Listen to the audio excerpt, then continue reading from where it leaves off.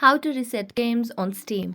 Hello everyone, welcome to this channel. I'm Emily and I'm here to help you out today. So without any delay, let's get started. So first of all, launch the Play Store application and make sure that you have the latest version of Steam application. As you can see on the screen, there is an option of update, which means we have the latest version of Steam application.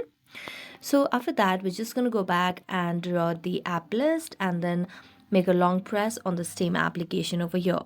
Then tap on App Info. It will lead us to a new page where you can see the option of Clear Data at the bottom right corner of the screen.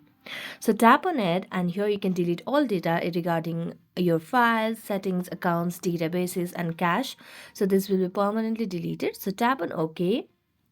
And as you do that, you'll be able to reset and delete all the games on Steam and reset the games on Steam.